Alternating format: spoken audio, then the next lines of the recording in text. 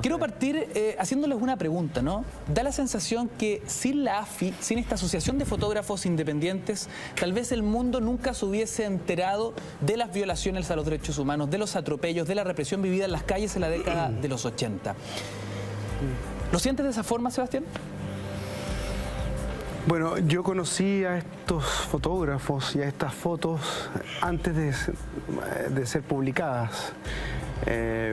Era un circuito muy restringido, pero creo que el rol que cumplieron fue fundamental dentro de otros grupos de personas que estaban encargados de denunciar también.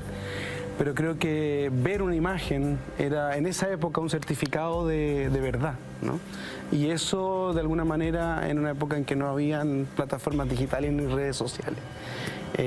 Claro que tenía un sello que le imprimía, que básicamente era la denuncia cierta. Claudio, ¿cuál fue el principal aporte de la AFI según tu punto de vista?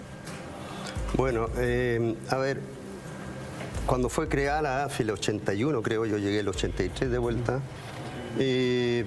fueron pequeñas manifestaciones personales, artísticas, fotográficas, y ya desde el año 83 que los fotógrafos de la AFI salen a la calle, yo creo que fue un aporte tremendamente valioso, histórico y heroico de salir a, entre comillas, a combatir la dictadura con una cámara fotográfica. Entonces, en sí, el hecho de que la AFI existiera y fuese un paraguas legal, también legal entre comillas, nos brindaba cierta protección. Lo que nota en muchos casos también no fue tanto. Pero sí, el aporte de la AFI en sí fue muy grande. Óscar Sepúlveda, como ex subdirector de un diario, ¿no? La importancia de la imagen, así como dice Sebastián Moreno, como un certificado de verdad en la época.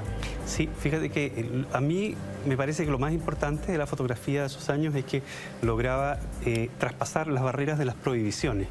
En el fondo es distinto transmitir un mensaje escrito que no estaba autorizado para todos los medios, no había mucha diversidad de medios, y la fotografía traspasaba toda esa frontera. En el fondo, una imagen no era tan fácil de censurar, era una manera de transmitir lo que estaba pasando, que era como indiscutible, digamos, y por lo tanto se publicaron muchas imágenes que pudieron contarnos y contarle a través de los años, incluso a las nuevas generaciones, hasta hoy día, lo que pasó en esos años.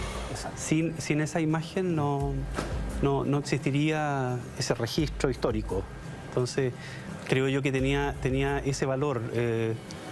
Recuerdo que había muchas maneras de aplicar censura en esos años a través de los distintos organismos que tenía el gobierno. Dinacos controlaba directamente los medios, se metía muy directamente.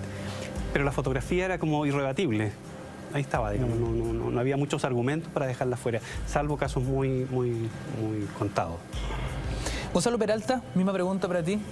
Sí, a ver, casi desde los comienzos de la dictadura empiezan a aparecer y a salir del país, sobre todo, en vista de las circunstancias represivas que había acá, testimonios escritos. De víctimas, de prisioneros, de familiares, contando todos estos horrores. Pero eso podía ser o no ser, ¿no? Es lo que él decía, había posibilidades de, qué sé yo, de distorsiones, de intencionalidades políticas para decir esto o lo otro, pero una fotografía no podía ser objeto de ese tipo de dudas, porque la imagen estaba, ¿no? Y en ese sentido es tan potente el valor de la fotografía en cuanto a revelar verdad o dar información, que recuerdo que en una ocasión, si no me equivoco, fue la revista APSI, que fue censurada, pero solo en las fotografías, ¿no?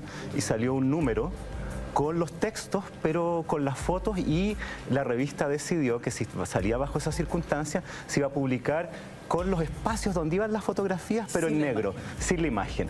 Y ahí tú ves la importancia que tiene la imagen y la fotografía como, en ese sentido, arma de denuncia y arma política. Eso también lo hizo Análisis, además de APSI. También, sí, Causa fueron todas esas. Causa también, sí.